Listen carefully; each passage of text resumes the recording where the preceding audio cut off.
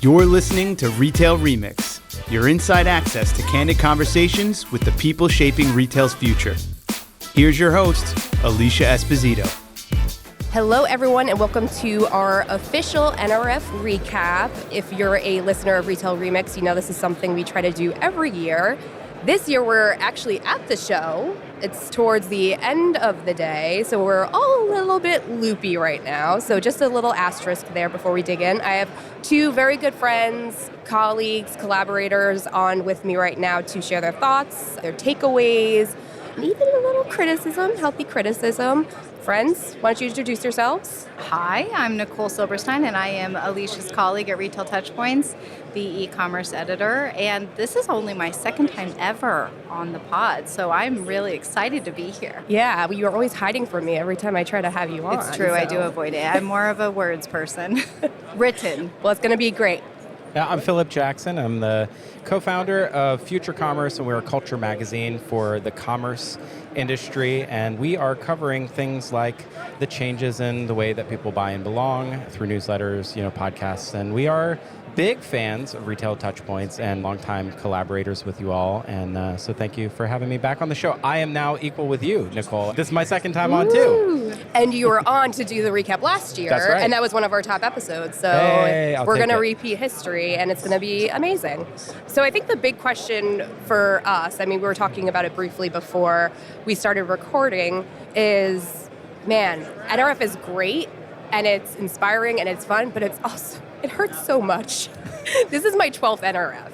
Wow. Fresh out of college, really excited to meet people, engage in the industry. It never gets easier doing all of this. For me personally. You're on the media side now, but you do have a history in e-com and on the more services and practitioner side. What is your take on these types of spaces and environments? Sure, right this is my 10th year at NRF, and I heard somebody say today on the way over here, and I said, oh my gosh, I have to write that down. They said, this is Burning Man for corporate people. And I said, wow. If we took all of this and then burned it in effigy afterwards, it would be amazing. And probably less wasteful. It'd be like a spectacle beyond just the I forget what the actual number was, but somebody said record attendance this year. 40,000, I think people are throwing around. 40-some thousand, Yeah. That's the number being floated around. That's a lot of folks.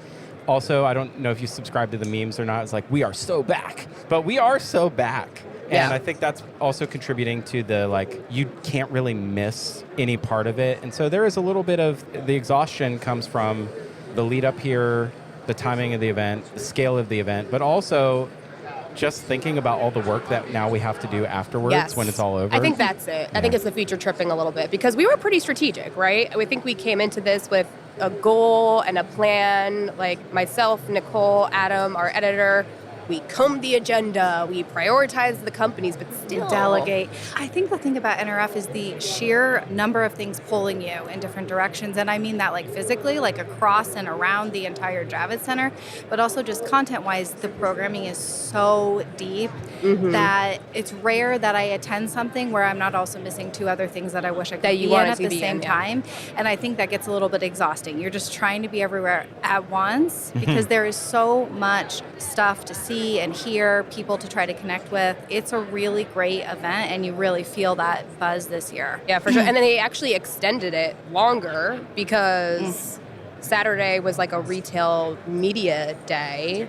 And then they added supply chain programming on Sunday. 3 days. I don't need more. Yeah, it's just interesting to see the evolution of these environments and these spaces because this was meant to be kind of the catch-all for retail, a little something for everyone. But now we're seeing these more niche and targeted events come up as part of the big event, and it's just a lot. It's they're stacking upon stack upon stack upon stack. But that is something I think when you're here, you do start to feel a little bit I wouldn't mind going to something that's a little more intimate, where I can really focus, where I can really sit and think on one topic. So I can understand also the draw for some of these side projects where you really get to just focus on something. And Phillip, that's something that you guys did last year, the more off-site approach where it was more intimate and you were able to get the right people in the room, quote unquote. Yeah. So I'm definitely seeing more of that this year for sure. I think one of the big stories here is that there is a bigger show around the show this year than ever before.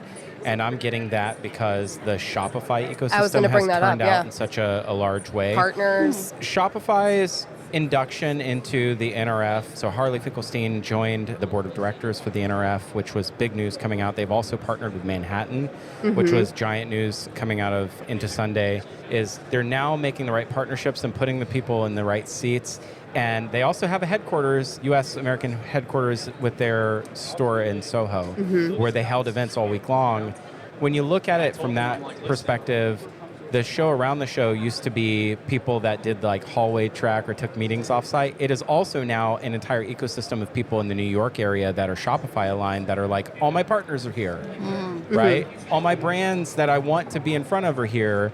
And that also kind of takes me into the other thing that I think is really worth talking about is that this show really has been a few shows within shows for a little while. I think like the supply chain side or the grocery side, like we've had little smatterings of that, but the lack of an innovation lounge area and that kind of being the whole show is now the innovation stage is the whole show is also something that we can't lose sight of in the big narrative is that every single part of this feels radically different from 3 or 4 years ago. Right. I think that for me is the thing that I did not expect coming here. No, and I think it ties to just the different sectors within retail tech that have really evolved and come to the forefront over the last year. And I think we all can agree on what those key headline technologies and categories are. And I think the two that really rise to the top for me are retail media and AI generally, and then of course generative as part of that. And, you know, you can't walk down one expo booth block, so to speak, without seeing a mention of one of them. Or all of them. Yeah, both at the same time. And like, I'm curious, like your thoughts, both of you, since you did have this balance of walking around the expo, but also having conversations with practitioners, sitting in sessions. You know, Nicole, you cover retail media quite a bit. I mean, have there been any aha moments or notable takeaways for you that feel significantly different or elevated from the stuff that we've been talking about for like months, right? Well, I think coming in, I felt like this is going to be a proving point for the AI conversation. Because I don't know if like 3 years ago, we all came here, like the first one back during the pandemic, and metaverse was everywhere. Metaverse was everything. It was all we talked about the whole year. And the next year's show, it was nowhere. It's still nowhere. Yeah. Nobody's talking about it. So I was like, okay, this is it. Does it repeat? Is it the real deal? It clearly is. It is still at the every single conversation. It's coming up. It's ubiquitous across, I think, the show, the sessions. And so that was one thing that I really took away. The retail media, I think there's a few other technologies that are converging at the same time. Retail media and marketplaces, I would say. Yeah, other things that we've been getting excited about for a couple of years, and they're all kind of reaching a level of maturity now and converging together with other things happening in the ad landscape that I think makes this a really interesting kind of convergence moment for some of these conversations we've now been having for a couple of years.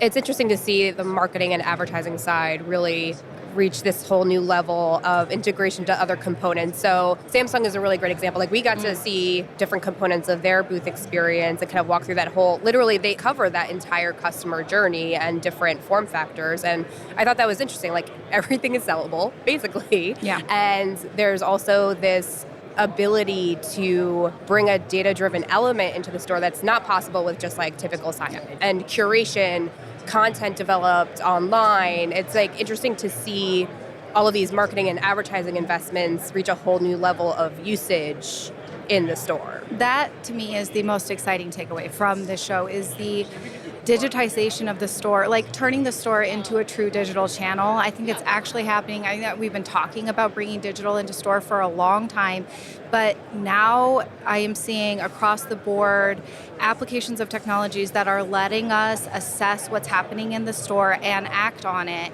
in the same way we have been able to do on websites and in apps for a long time. So tracking movement and behavior in a store, using that to target then media applications in the store, even things like with electronic shelf labels, dynamic pricing in store. I mean, there was a session yesterday with a Norwegian grocer who is changing their prices on their store shelves upwards of every 15 minutes to stay competitive throughout the day. That's an Amazon level tactic that is now being brought into the store. And to me, that is the most exciting kind of development. It's happening across a range of technologies and different types of retailers. Right. What about you, Phillip? That just exhausts me. Sorry. You don't find it exciting? It's exciting. You don't like in the ESLs? same.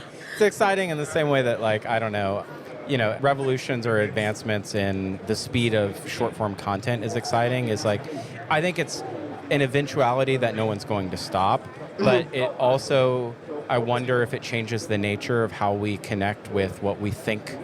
Like, there's no common experience left in the world. And so, like, think about it from my perspective. Like, I think about these things like, how does commerce change culture and how does culture influence commerce?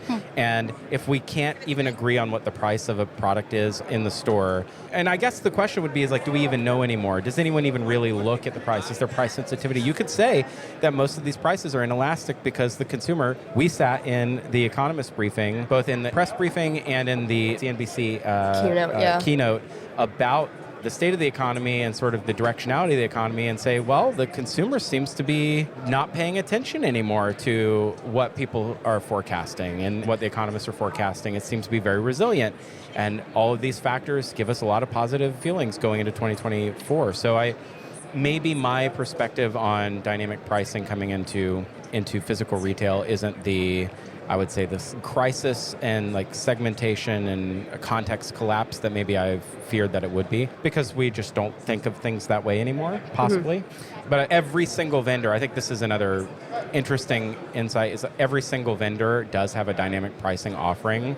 It's everywhere, to the point that I think right now, I think vendors, because the ubiquity of offerings and they all seem very homogenous, you're probably looking, I see brand, basically leading with brand.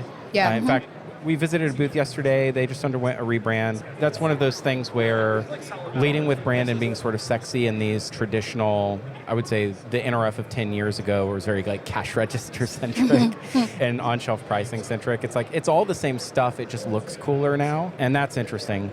I would like to even maybe take it a little bit of a different direction and say that there's the way that the people are engaging in the booth activity, both upstairs and downstairs, I hear a lot of general vibes from vendors as saying there's a hungriness and a positivity from the attendees, and that they are wanting to engage in the conversation, and they're looking to make investments, and they're very discerning about that. Yeah. And that feels like maybe it's just pent-up demand left over from a 2023 where a recession never happened. So now people are like very interested to have real conversations with vendors, and you need that for expos to exist. Or do you think, could it be a little bit of FOMO? Like people are like, ooh, I didn't move fast enough last year. I don't want to get left behind on these innovations. I think there was a study from Google saying, like, they used specifically the word urgency. Like this year, executives, 60-something% of them feel an urgency to get generative AI into their business models. Right. Yeah, it's interesting because I know there was a press briefing this morning and Sucharita Forrester was talking about how, these buying cycles on the B2B side are long. They have been getting longer. And then we've seen it ourselves with just budgets feeling more strapped. There's more urgency to prove the value of these investments. So it's like kind of this tug of war that seems to be happening. There is that excitement and that like, oh, I want to act on this. But, I'm curious what percentage or what number of people are either going to pull the trigger and actually implement these things, or at least start on the path towards like, what does this implementation look like for me? I mean, we can't really answer that, I guess. But you can't. But you can also say there's a suspension of disbelief that is happening right now in this ecosystem around generative AI that I find really interesting. It's sort of the emperor's clothes. Like every single person walking around that takes an AI demo, they're all broken. Every single one of them. Not a single one works. Yes, and every one of us are like, no, we get it. No, we understand. No, that's going to break. It's okay. We get that. It's supposed to break. That's what it does. That's wild. If there was a marketplace or like a front-end demo that was failing 3-4 years ago on the show floor, it would have felt like almost catastrophic to the demo teams. Here it's like, you know how AI is. Yes. And we're all just like, yeah, no, darn I got AI. it. Yeah, I get it. Which I find to be... It is impressive how we're willing to just kind of overlook the fact that a lot of these more advanced applications that they're trying to showcase, it's not working. I think it might be because there is acceptance of the fact, too, that a lot of that stuff is still a little bit further out, and a lot of the applications that are exciting are a little bit maybe less sexy and more practical on the content creation, on data management, that kind of thing. Oh, yeah, all that fun stuff. It's not as exciting to showcase in a booth, right? Yeah. But it is happening, and people are finding success. They're also finding optimizations with it. It's just not quite as interesting to put front and center on the show floor. Like Salesforce was walking through their new offerings and how they're integrating generative AI into different aspects of that value journey for brands and retailers. And they talked about the workflows, right? In order to optimize your generative AI investments, it needs to be fully integrated into the process, right? Like how teams collaborate, what the workflow looks like for different tasks. And then it's just like, okay, on to the next thing. Because I'm the one that's like, wait, so like how do you do that? Like walk through the workflow, but like it's like we're not gonna tell people what to do because we don't really know just yet. Yeah. People have been doing the like pay no attention to the man behind the curtain with tech for years. Again, it does feel like some things change, right? The conversations change. Some things stay the same. So there are companies here who, even the people in the booth have no idea what the offering is for AI. It's been branded within the last couple weeks, and assets were created and slapped on the booth, and no one knows what the offering is, know what the sales is. There's no sales literature. Everyone feels it's the FOMO, right? Yep. It's not just the 60% of business operators feel like they don't want to get left behind. It's also the vendors are feeling like they don't want to get left behind either. Something I'm forecasting at Future Commerce is what I'm calling a micro SaaS recession in 2024, because a lot of the technology solutions that are in the downstairs of the Javits will be left behind, because I do think that generative AI unlocks a new capability for merchants to DIY and in-house a lot of technology development that they have outsourced for the last 5-6 years. And so there is an existential risk for some of these. That urgency isn't necessarily excitement, like happy joy, we can do all these things we couldn't do before. The urgency is also, this might be the last year that some of these companies even have an opportunity to capture any sort of meaningful demand. And you can feel that, right? Right. I think following the excitement here too at the show, I wouldn't be surprised if we then go through a period of a little bit of disillusionment, where it turns out that even though you bought into some kind of Gen AI solution because you feel like you just have to have Gen AI in your life, it turns out not to work as well as you thought, because I think, and this point has been made, a number of people have reiterated it, there is some foundational stuff that has to take place for even the best Gen AI tool to actually work, and the core of that is data and also talent. And those things, if you don't already have them lined up, are going to take a little while to clean up, gather your data, and hire the talent who can actually use these relatively new do the strategic tools. work. So there might be, like, everybody's really excited, everybody wants it. I think there was an executive from Michaels who said in the last session I was in, which was technically about unified commerce, but very applicable here. He was like, you cannot have the tech lead your strategy. Like, don't say, I want this tech. Say, I need to do this within my business, and then what is the tech that will help me get there? And Gen AI might be the answer a lot of the times, but if you start by just saying, I need Gen AI, there's going to be some disillusionment down the line, I think. It's so funny. I can't believe, and like, maybe this is because like, I'm a content strategy person. My job is strategy. Like, we're still saying, oh, you need a strategy first. Like, that's still a thing. Yes. It's wild to me. You also need like an actual way to measure whether it's been successful too. So that requires some metrics, some goals that are tied to larger business results as opposed to just PR. Right? And alignment around those things versus, we launched a thing. What does the thing do? I don't know. It's going to do everything. Everything. It's going to and maybe answer nothing. all of your problems. So the follow-up question is, what wasn't here? Like, what was missing? Like, any glaring holes? I mean, both in we talked about metaverse, obviously, but anything else in the agenda, in the expo, anything that you were like, where did that go? I have a hot take here. I'm going to put myself out there, and you can roll this clip back in 2025 and laugh at me for it. I think that we'll look back and say, wow, that was the time before the Vision Pro launch really changed a lot of people's perspective on what immersive experiences are going to be like. And next year, this show will look completely different and more indexed toward that because I think a new hype cycle is beginning. I think headset devices kind of had their fad and came in and out of fad and fashion here many, many years ago. But the fact that it's so absent, Meta for Work is really the only place that has a headset activation at the moment, like a VR activation.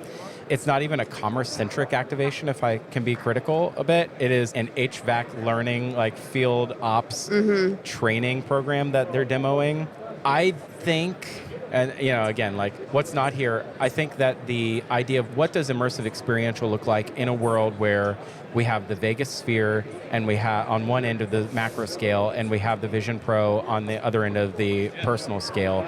Something in between there is applicable for retail, and I think that is not represented here, and it will be in the years to come, because I think that the consumer is going to have a brand new appreciation or a brand new media consumption device in the next couple years. So obviously commerce makes those types of things into a new channel.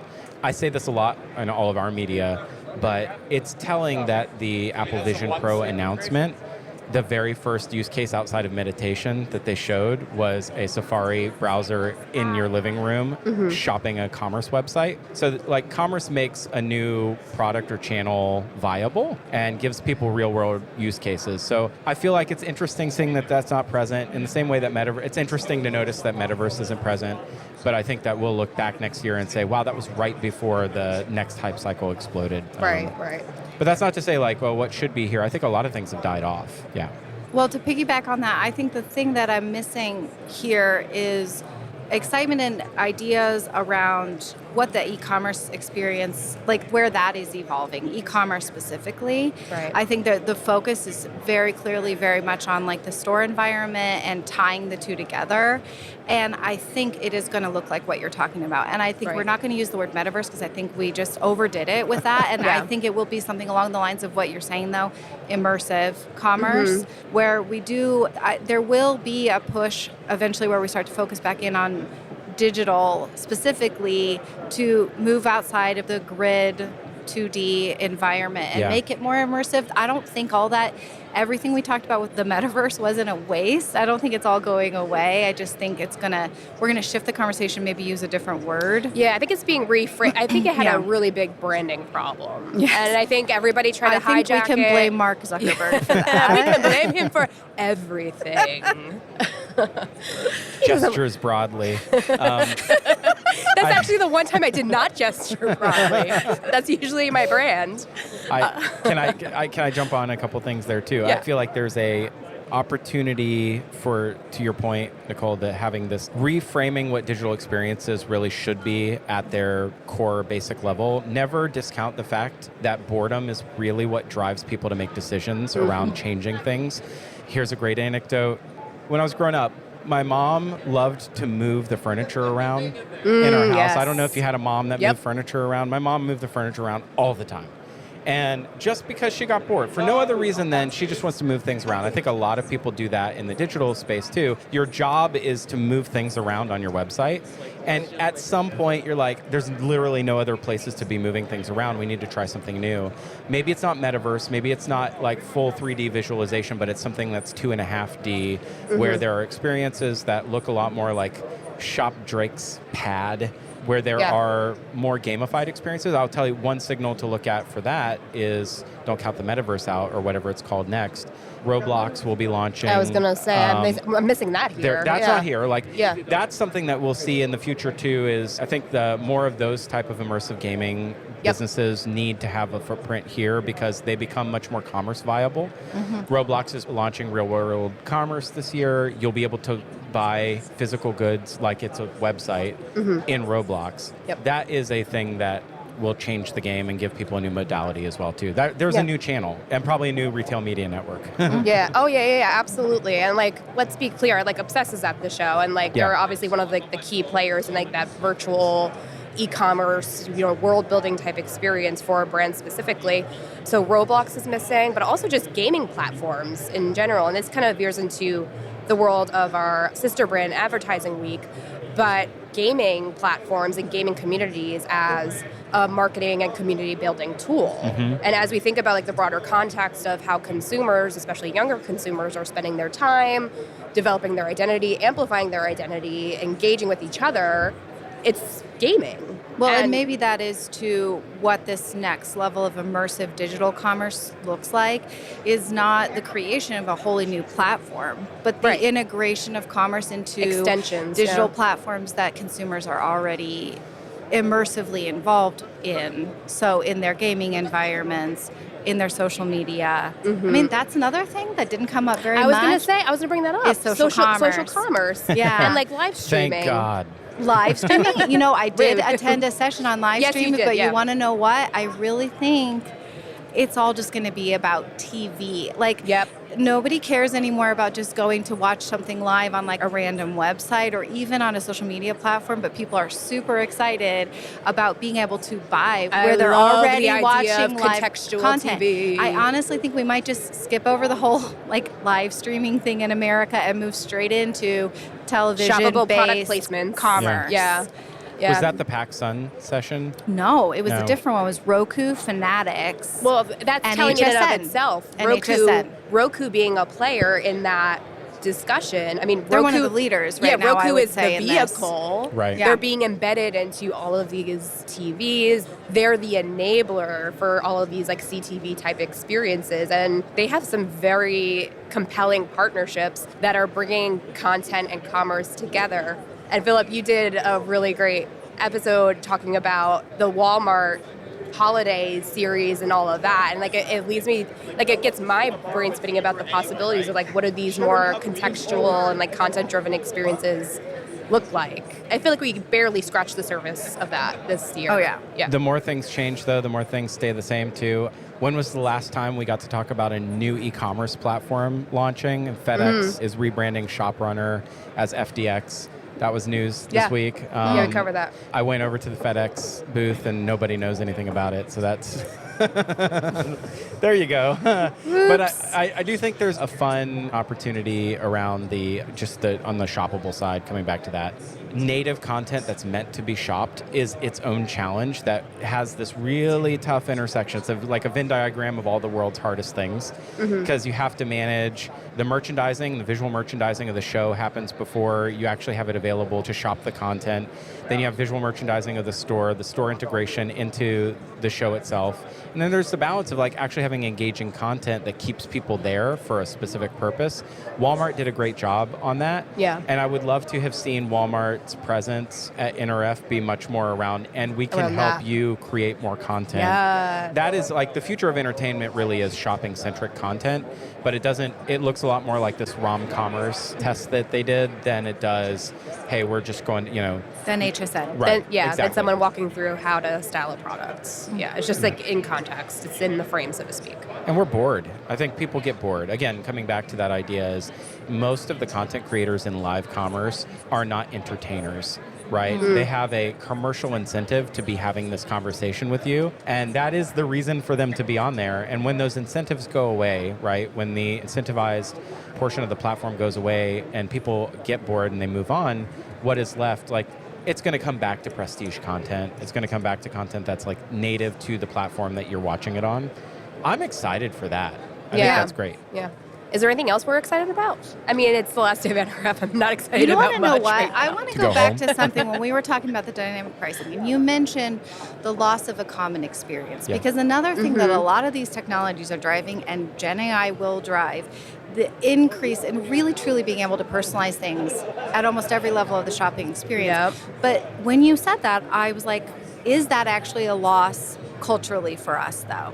If even things, when we go into a store, we all have a different, unique, algorithmically defined experience for our real world experiences, do we lose out on something that was essentially, important? Depends on what role you think commerce plays in a society. So this is actually our big thesis is I think that commerce is culture in the same way that food is culture. And the way that we express commerce as a culture is really important. And if we can't share that together, I think e-commerce definitely fragments some of that. Personalization takes that further away from us. But the like physical manifestation of Nicole's brand, Alicia's brand, Phillip's brand, their view of these brands, like your Walmart, my Walmart, are very different things. Like, right. And maybe one day visibly different and merchandise different to where I have no way to replicate that experience. I believe that becomes a point of friction from us being able to understand each other. How do I make a recommendation to you? Oh, I got this on sale. Oh, it's on sale at Walmart right now. Here's a great experience is I still, to this day, I was like really into, it's January. I'm sure a lot of people made resolutions. A few Januaries ago, I got on the MyFitnessPal and I was food journaling. Yes. And I was like live blogging my experience, right? And I was like, you guys, Halo Top is the greatest thing ever. I was really into Halo Top. And I kind of had this like stan moment for Halo Top for like a 6-month period. Hold on, pause. I don't know what that is. It's an ice cream that is... It has like protein in it? It's like a protein-laden ice cream, better for you ice cream that the whole pint is 320 calories. And it's like fun flavors. And tastes good? I mean, legitimately, it's define good enough. Yeah, exactly. It does not taste good enough. when you're starving and sad. Is it like it's like in the Friends episode? Like, are you on the Halo Top or are you on to the good ice cream? Exactly. Okay, got it. Thank you. Halo Top, I would not even say really can even. It's like frozen dessert. You can't call it ice cream. A frozen treat. Right. It does feel like an indulgence, right? But I kind of made my whole persona about Halo Top for a minute, and to this day, 6-7 years later, I still have people that will randomly text me, it's BOGO at Walmart, Halo Top's BOGO. They know. Gosh, it's following you. They know that I was like all about that. And I have to wonder, like, I'm going to lose track of those friends when their BOGO's not my BOGO. But guys, I'm an old man, don't listen to me. The next for me, because I'm future commerce. I'm like thinking, what does NRF 10 years from now look like? Yeah. I do think there's a commerce experience that doesn't exist yet where if that persists, let's say there is a future where you have offers that are just yours and is no longer my offer because you're a fundamentally different person and your behavior in the world is driving your experiences. There is an opportunity in that for you to give me access to your algorithms and your offers. I want to see the world through your lens. And I think that is the next layer of like sort of this meta commerce of the things that are unique to me, like an offer, is something that it has commercial value to someone who values it. So that could be an interesting like futurist thought process around maybe we gain something else as we lose cultural context, as we lose the fact that my store doesn't have the same pricing, every 15 minutes. Maybe we gain something else in the process, is the ability to turn that into an element of personal gain. Or maybe we become much more conscious of our behaviors as people so that we can have the outcome and the pricing that we want. Which is kind of how I behave on Spotify and TikTok. Like, I don't want to look on that video for too long because it's going to give me more of them. Yeah. I don't want to listen to, your freaking baby shark one more time because it's going to ruin my algorithm on Spotify. Maybe just those behaviors of abstaining from certain types of other behaviors because they change the way that our world experiences are formed. Like, maybe we just become more cognizant of that, become more protective of those algorithms. Right. But you can cut all that from the main show, too. That's just thinking. And become more aware of like how these things work, which I think has been happening year over year. Yeah. Like, not just we, like the three of us, because we cover the industry and we're engaged in it. I know people, my friends, my family, they know what's happening. They understand how these things work. So, who knows how that whole sector will evolve. But Nicole, how about you? Anything you're excited about over the next year, 5 years, I think we touched 10 on years? everything I'm excited. I'm really excited about seeing the store become more of a digital surface, although Phillip has kind of scared me for the future of humanity in that regard. But I'm still excited to see it happen, before the fall. Gaming commerce, like commerce moving into basically commerce moving into endemic environments, so into gaming environments, onto televisions in a way that's really frictionless. That's the kind of stuff I'm excited about. So basically the expansion of the commerce ecosystem where maybe it's not even, there's no commerce specific space because you can just shop everywhere. Eventually. One final component, I think that ties nicely to that, is this idea that's bubbling up now of the product as media.